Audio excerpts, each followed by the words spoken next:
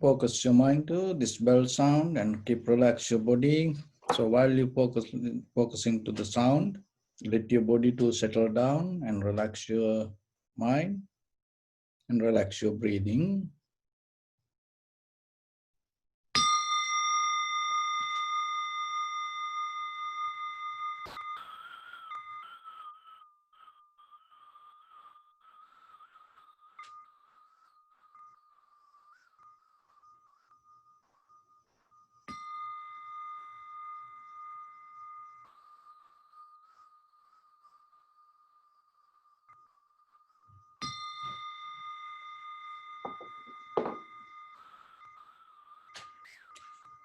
Namo tassa bhagavato arahato samma sambuddhassa. Namo tassa bhagavato arahato samma sambuddhassa. Namo tassa bhagavato arahato samma sambuddhassa. So dear Dhamma friends, and before we start our session, I will give some guidelines that will help you to practice yourself. So when it comes to Buddhist meditation, we have mainly two mental cultures. One is called Samatha meditation, Samatha mental culture, another one called Vipassana mental culture. So inside meditation. So Samatha mental cultures in Samatha Bhavana, what it help you to calm down your mind, relax your mind. And another way it call one, it call one-minded meditation or one thought or kind of single point meditation, single pointed meditation, and it called serenity bhavana, chitta bhavana. This all mention about the samatha mental culture. It try to help and tranquilize the mind and bring your mind to one point. Why we need that? Because in day-to-day life, we have our nature, the mind always go here and there.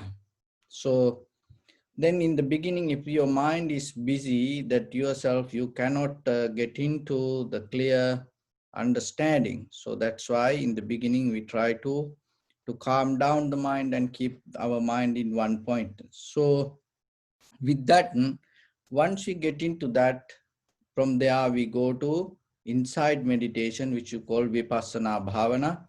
So thoroughly or deeply observe our mental object. So here we take inhalation, exhalation as our mental object.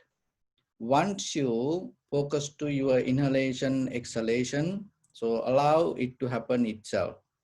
And when it happens, just recognize this is inhalation, this is exhalation. So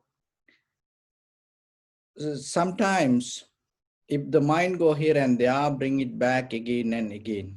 And then stay with the sensation knowingly, inhalation, exhalation, and be careful not to interfere or not to think about it or not to go with the thoughts. So that is the important part. And once the inhalation, exhalations settle down and observe, this is the beginning, this is the middle, and this is the end of the inhalation, exhalation. So observe from beginning to end, entire continuation. And the third step is some inhalation become longer and some inhalation become shorter. So when the inhalation, exhalation become longer, shorter like that, sometimes heavy, soft, warm, cold, sometimes we try to regulate the respiratory system by using our effort. So it deeply happening inside us, but that's why yourself, when you become more calm and relaxed, when you accept the inhalation, exhalation as it is, so that will help you to to go with it. So try to recognize it and stay with it without making any changes. So just allow it to happen itself. So that will help to in a tranquility state to settle down and calm down the inhalation, exhalation. So from there, we go to insight meditation. In the insight meditation, the important thing is without any kind of that arguments or the conversation or involving with thoughts or thinking pattern or any uh, kind of comparison, just try to observe the thought as it is. And when the inhalation happen, recognizing, when the exhalation happen, recognize the very sensation of the inhalation and follow the sensation. So in that way, you feel sometimes that kind of following the inhalation, exhalation, the sensation always change. So in that moment, that is the important part you have to recognize, that change. So when the inhalation happen, when you recognize the change, and just don't go with the surface level of the sensation. So deeply you have to observe and experience the change. Just as example, when you see the river or the ocean from outside, it's wave by waves, it's always change. Of course, you can watch it. That doesn't mean it's going to bring you any kind of understanding. So same thing, you can observe the sensation till you die. You can notice the change till you die. It will keep happening. But how about can you go deep to the change and see what it is and how it is and what is this change and what is the connection in between observer and the change. So recognizing that is the important part. So when it comes to that, normally we have that so me and the change. So we observe in kind of like I observe the change. So that is what basically we think. So you are yourself the change itself. So remember that it is not somebody else. So when you experience the change, that means you yourself that changing. So slowly, little by little, try to get into the change itself and see how the observer, your awareness change moment by moment, followed by the inhalation or exhalation or the feelings. So that is the important part to get into that. In the Vipassana level, if you able to get that, that means you able to understand how the five aggregates change and the moment by moment it change according to the the moment of experience. So that is the understanding regarding ourselves. So because these five aggregates is ourself: form, feeling, sensation, formations, recognition, or consciousness or the awareness. So these five aggregate. So stay with it and observe yourself how it change. So with that, we're going to practice a little bit. Your right palm on your left and neck head straight in one line, and be comfortable with your posture.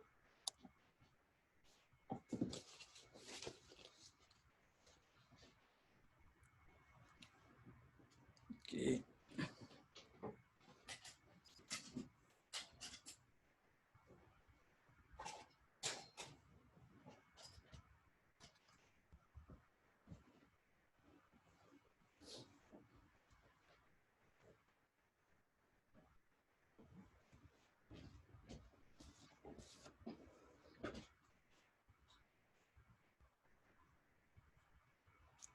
So be comfortable with your posture and let your whole body weight go down. Relax your mind, relax your breathing, and relax your body.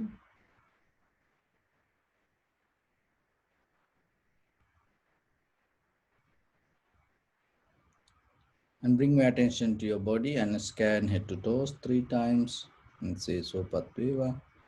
Oh, may I be well and happy 3 times.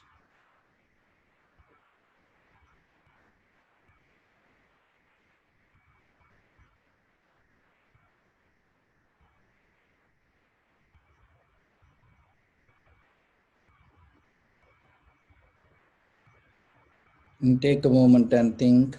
We gathered here in this moment to practice this ancient meditation technique. All the Buddhas, all the enlightened masters followed this path and achieved wisdom. So we also gathered here to accumulate that knowledge in this moment with this sitting.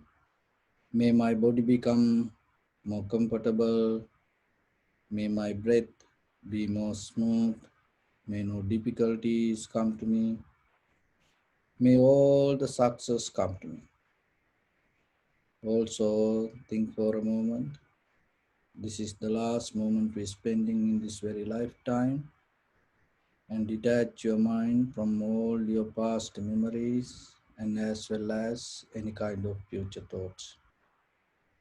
Just try to remain in the present moment, observing the sensation of your inhalation, exhalation.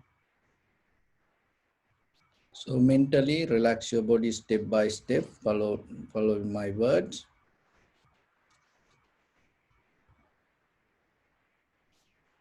Relax your head.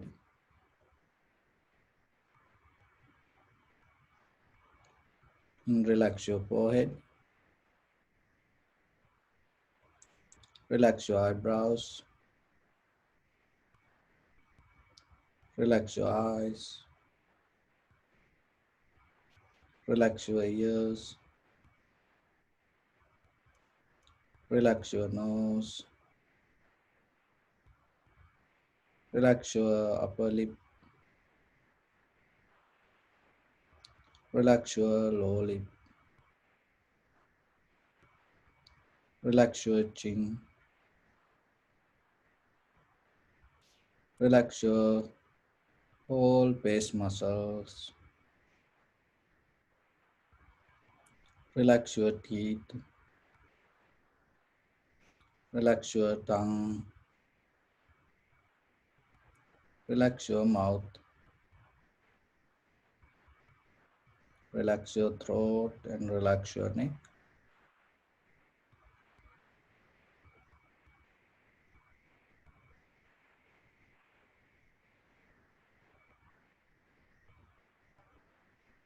Relax your shoulders, arms, elbow, forearms, palms, fingers, fingertips.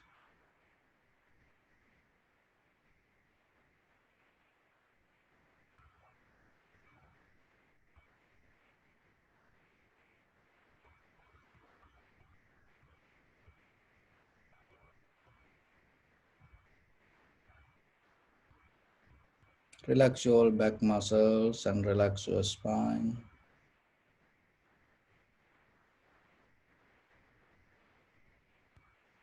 Relax your chest and relax your abdominal muscles.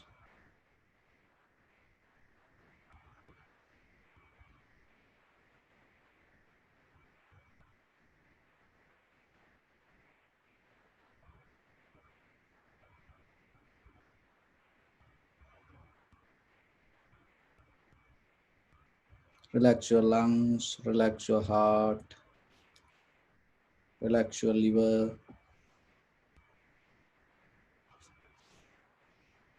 relax your kidneys,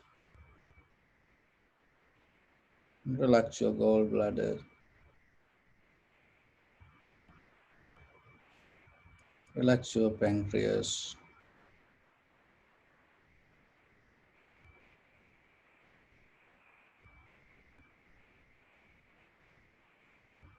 relax your large intestine, relax your small intestine,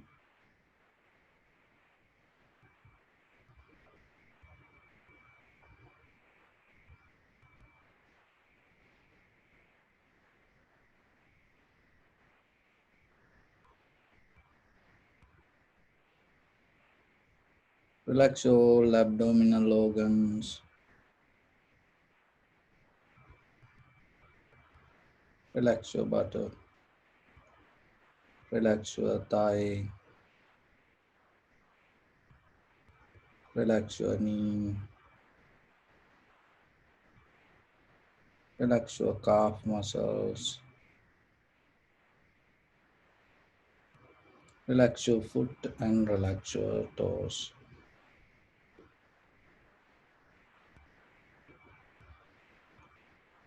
Relax your whole body muscles, tendons, ligaments, bone marrows, and whole skeleton.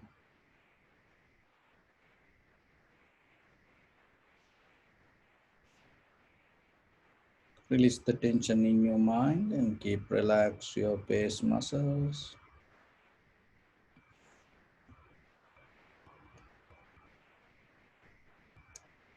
So bring your attention to in front of your nose and your upper lip area.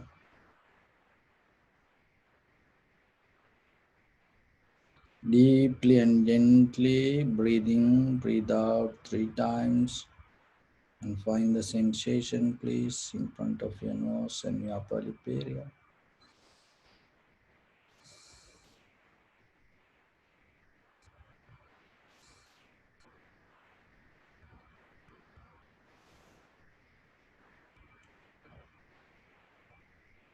And slowly bring your attention to the sensation and just be with the sensation. Do nothing extra. And followed by the inhalation, exhalation, recognize this is inhalation, this is exhalation.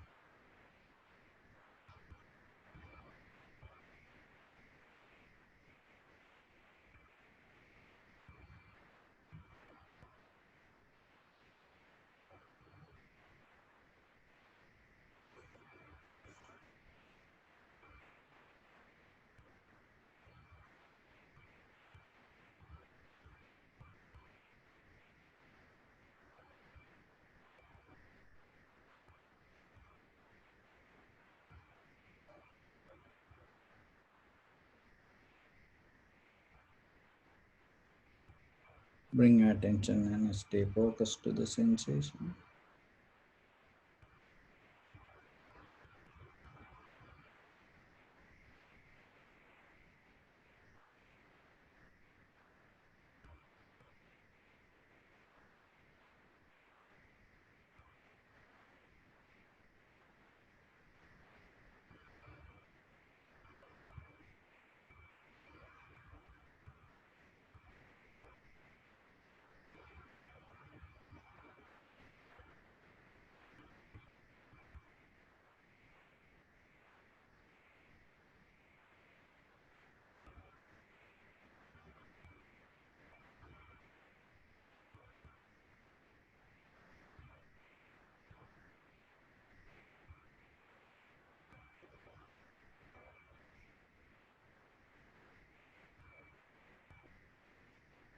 Observe the entire continuation of the inhalation, exhalation.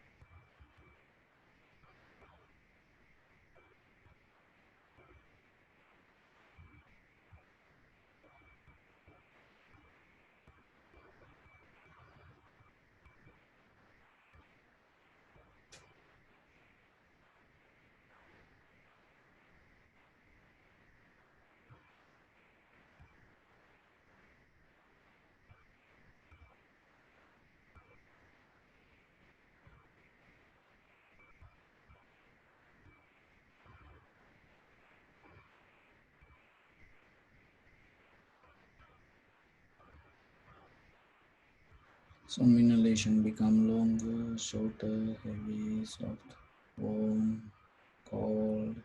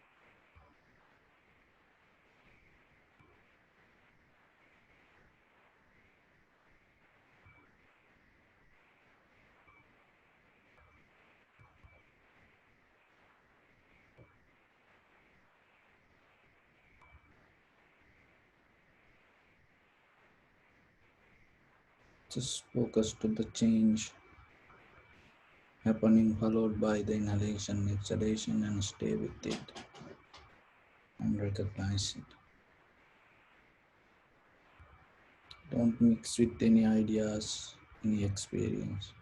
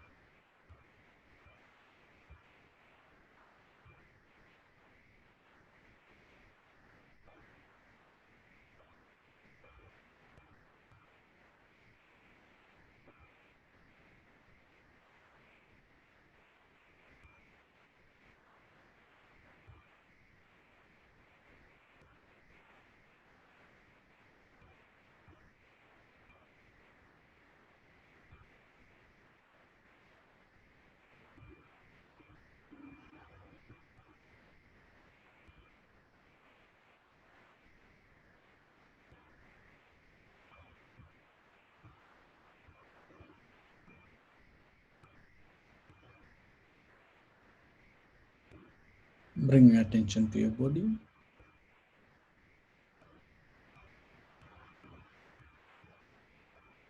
Focus your mind to your posture.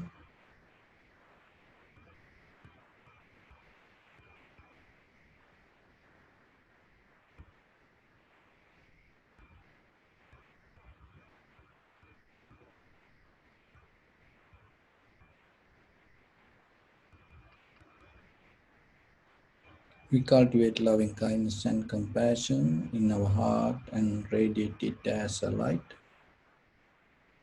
through entire this compound, this village, this city, state, country, world, and around this universe.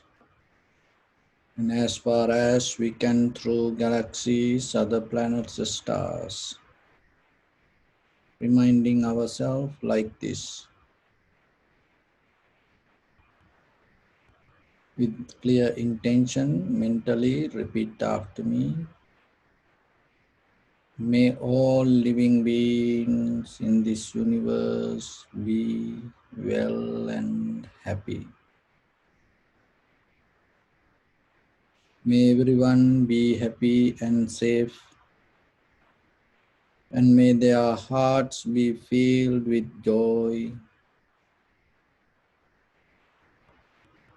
May all living beings live in security and in peace. Beings who are frail or strong, tall or short, big or small, visible or not visible, near or far away, already born or yet to be born. May all of them dwell in perfect tranquility.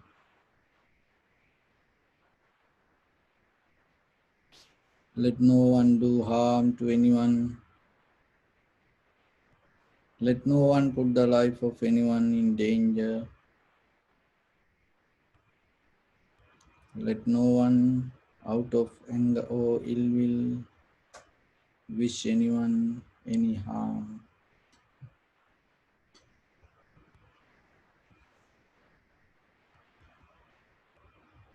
Expand the loving kindness and compassion beginning from your heart forward.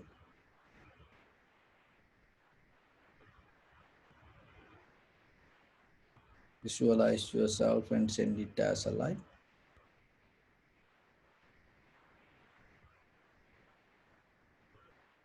to your backside,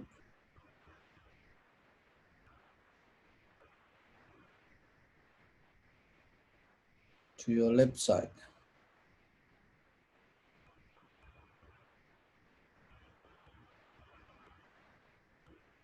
and to your right side.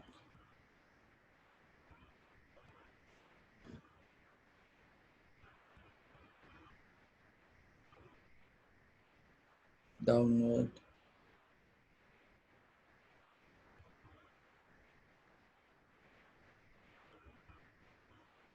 and upward.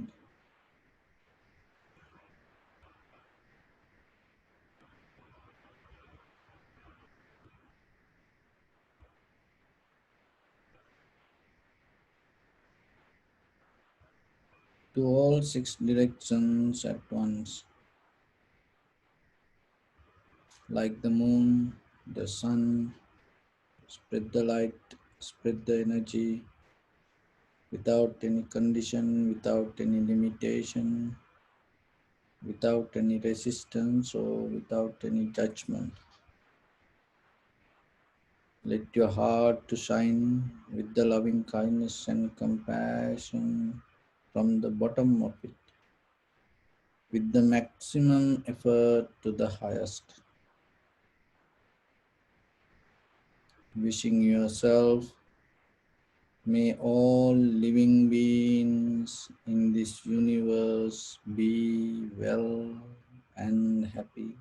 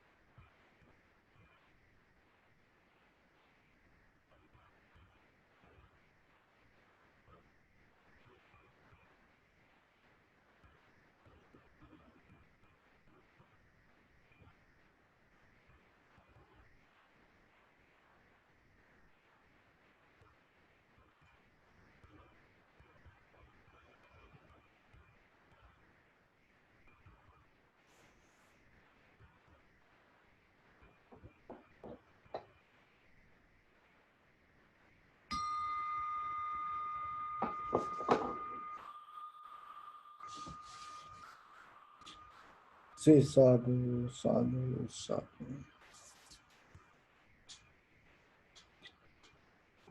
So, dear Dhamma friends,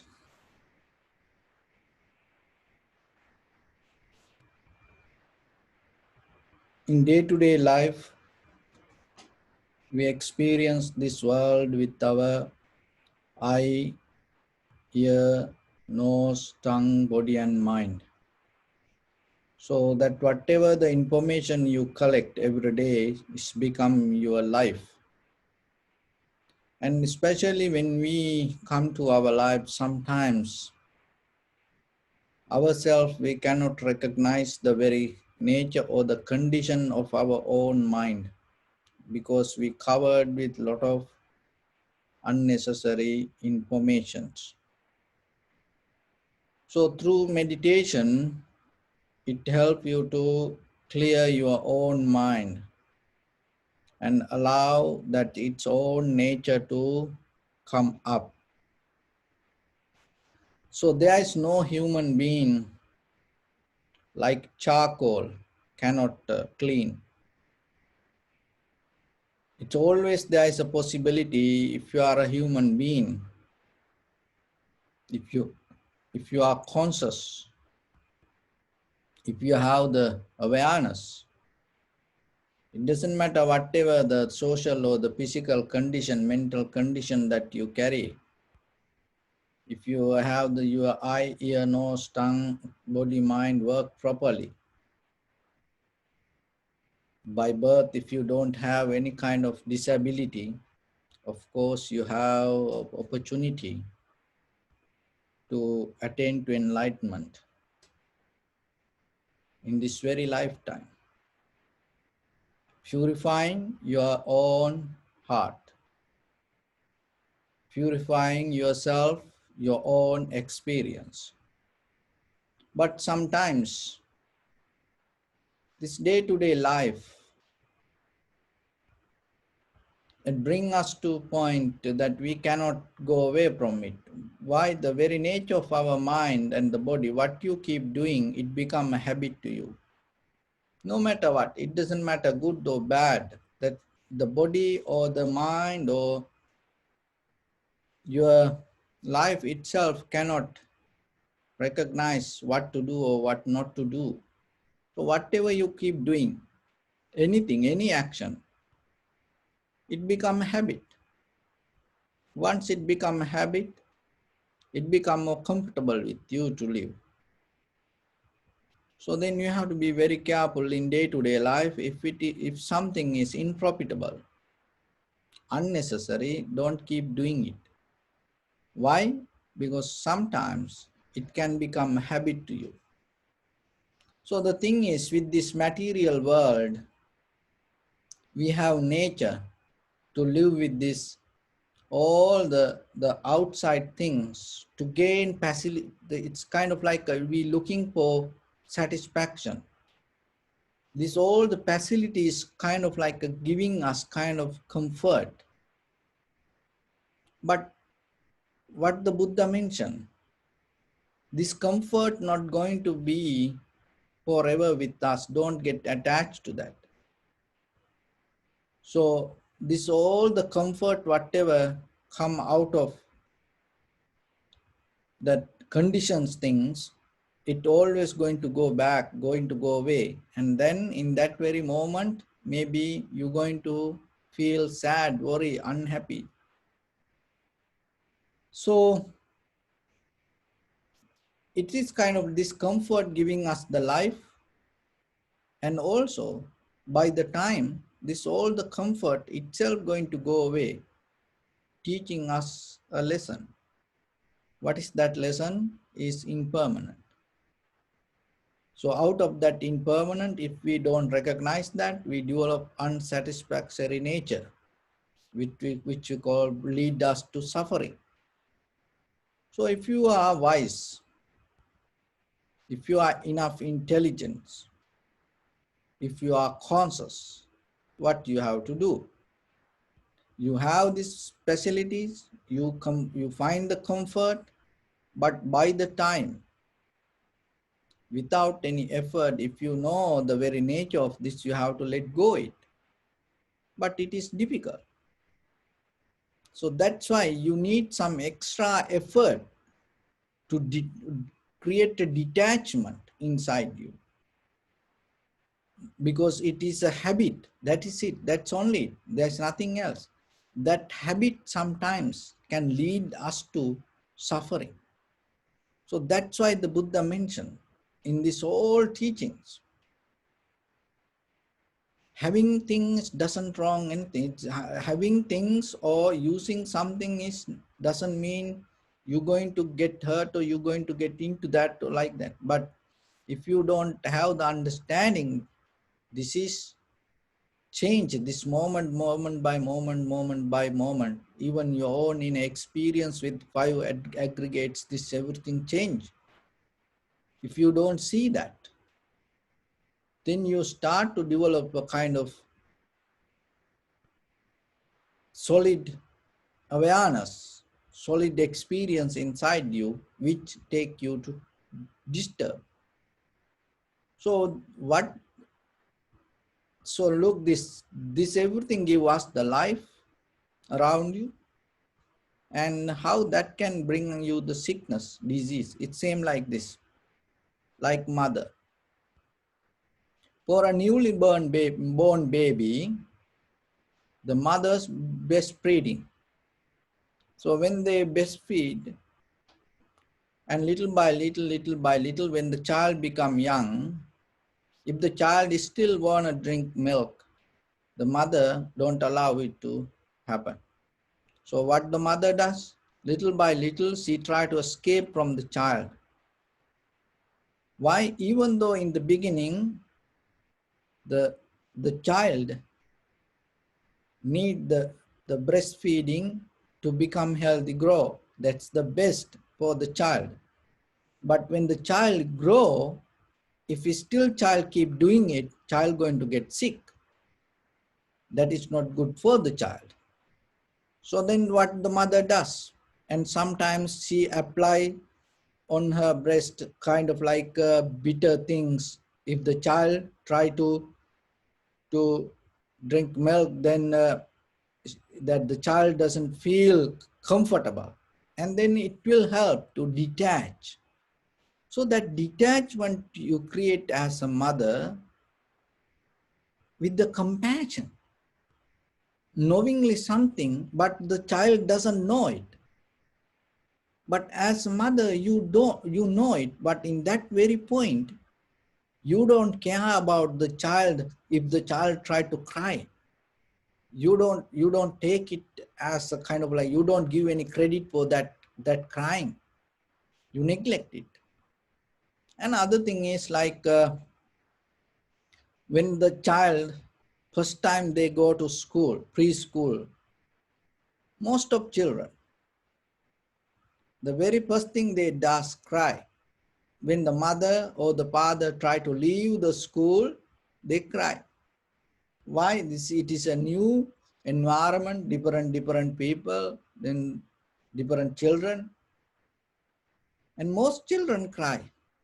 So what the mostly mothers does, and they little bit they pretend like they with them. So they sit next to them, and then slowly, the child start to put attention to something. Then the mother start to leave little bit, and then she go outside the classroom and waiting there and waving hand and trying to pretend like she's there. And little by little, you detach the child. So as a mother, as a father, why do that?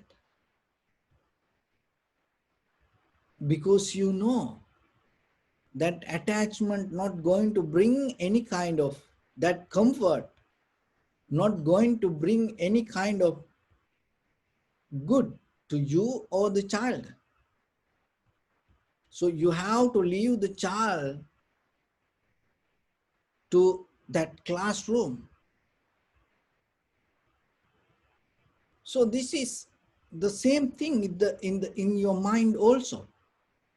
You apply it to day-to-day life. Even this young young girls, boys, when they get married. It's very few parents, have that they bring the daughter and give it to son. Oh, go, go, go. No, they mostly, that detachment is not easy for parents, and mostly they cry, and it's because everybody miss them when they leave, but they have to go for their own good. So, but if they stuck with that, the comfort zone, what will happen? In conventional life, in that conventional life, you itself going to become unhappy then later. So look, then the same thing with apply the same kind of things, principles to your mind. Same like the newly born babies, little by little you detach from breastfeeding and slowly try to detach your mind from desires. The same principle. Don't keep feeding yourself. It is okay for a while, you do it. Till you die, you no need to do that. And it is okay as children, you have baby dolls. But how about when you become 90 years old? You don't carry that your baby doll till 90 years old. And you give up that. And these young children, maybe become rich and, go to the highest level. It is okay, nothing wrong with this. And you are 20, 25, 30, 40, it's okay. You drive, whatever the car you want, Ferrari. So you do whatever. But how about when you become 90 years old? You cannot go with that. Therefore, in a certain time period, you have to let go this soul. You have to understand that. But if by the time things going to change, but the important thing in meditation, what we does.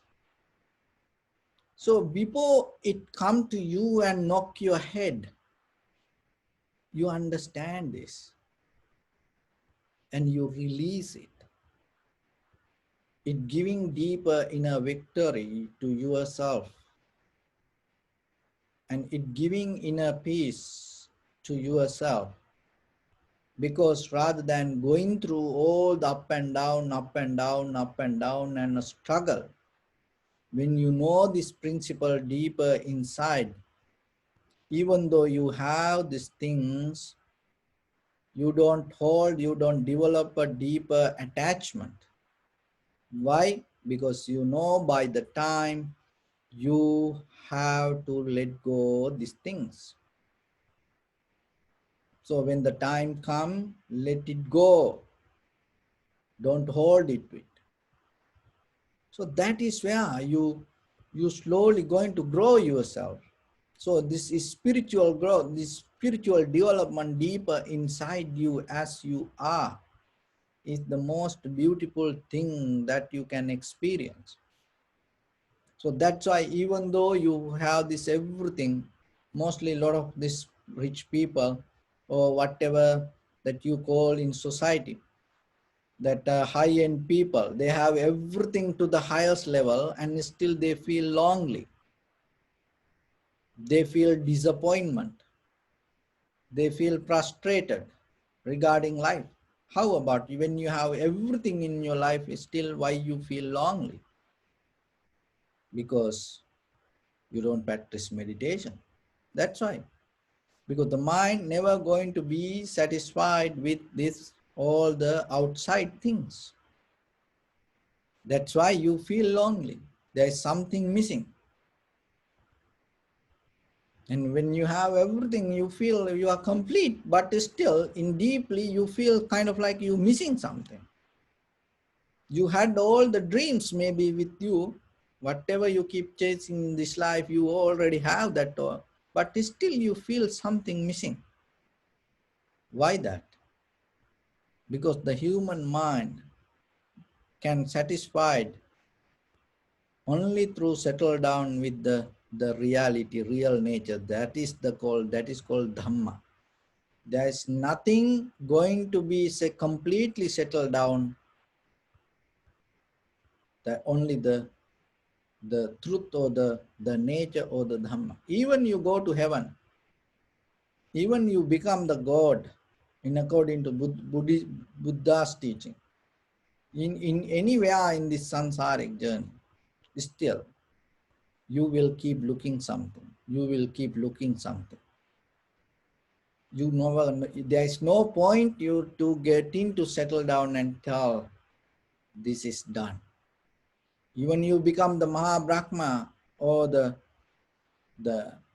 heavenly God, still, and you start to think about your own existence, and if somebody else going to come and be same like you, then you're going to go to the war.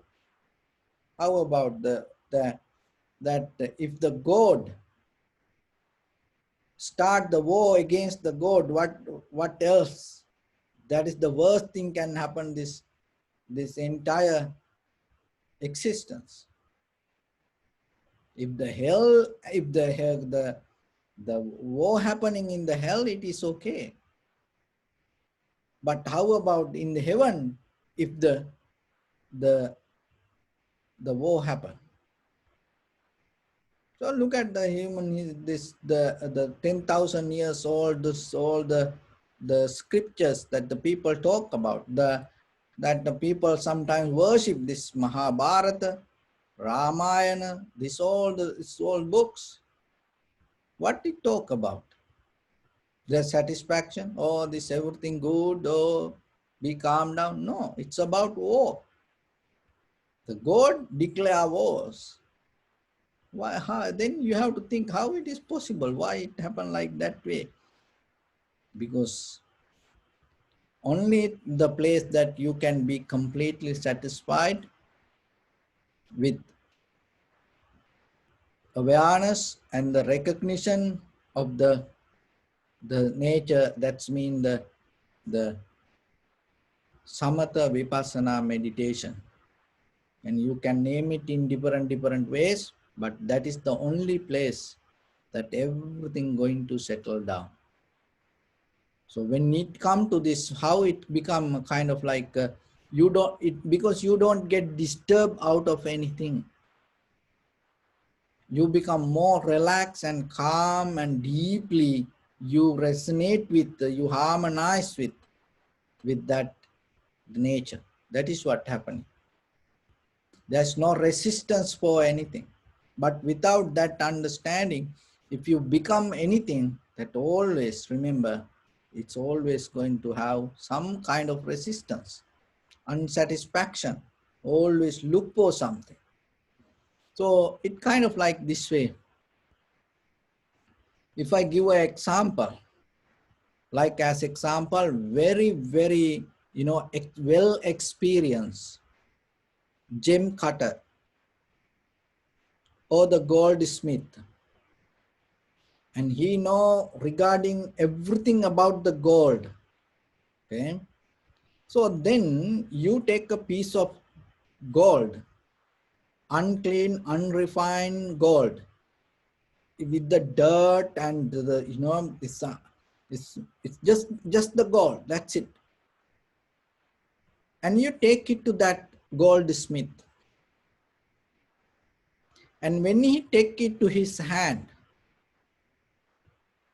what he saw, what he try to see, what he see, what he understand, he don't claim about the dirt outside.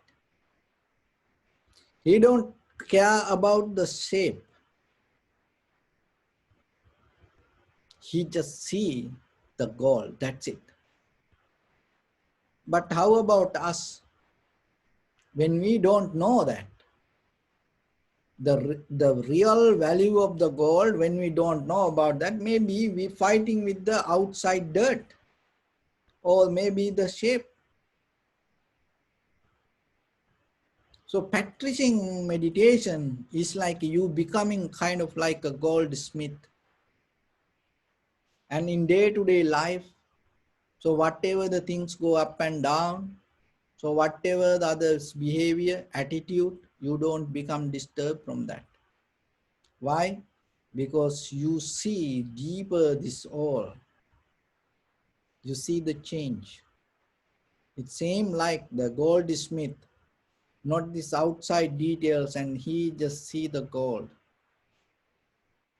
Another thing is gem cutter. And he's the best, the person to know about the gems. And so you you found a piece of rock and it's gem, uncut, very raw level of gem, and you take it to that. And when that person take it to his hand, what he see? He don't care about, whatever the outside mud or where it found, or it's a kind of the shape of it. He don't care about that. What he see? Through this all the dirt, through see all the unshaped, the patterns, this everything, all these outside details or the layers, he sees something deeper, just the gem. The same like in day-to-day life with this or everything, can you see the truth? Can you see the dharma? Can you see the nature? Can you see within this everything, the reality inherent inside that? That is the power that you gain through vipassana, or this tranquility meditation, little by little, when you master it, when you practice it, when you uplift that quality, profitable skill day by day. Because then when in day-to-day life things happen, and you're not going to deal with these outside layers, you're going to see something deeper beyond that layers. That is the important part you have to understand. When you're able to see that, and yourself, your mind become more sharp and clear, and you don't get disturbed from that. So that is the in ordinary life, that is what you need. And if you have that, little by little yourself, and you become more sharp and clear with deeper understanding, and slowly, by the time, without any effort, without any struggle, you slowly let go things rather than holding go with it. You don't cry for your baby dolls. No, slowly you let go it. So anything, by the time when it is ready, you release it. So that is why, that otherwise through the pain. So the pain also kind of like pushing us finally. This loneliness, pain, this all pushing us towards this understanding. There is no way, there is no any other way to be completely satisfied. There are ways that you can cover the moment, and you can go with it, but there is no way that you can find another way to find ultimate peace or the satisfaction. Still always there are going to be something, there is a resistance going to be behind this. There is fear, there is a struggle going to be. So only place to settle down this, the vipassana level of deeply you understanding how things come to be as they are. When you are able to experience that change, when you see the change deeper inside, you become like a well experienced goldsmith, well experienced gem cutter. And then whatever the incidents, whatever the situations, whatever the things go up and down, whatever come to your eye, ear, nose, tongue, body, mind, through that all you see the nature. So that is where you're going to be settled down. No struggle.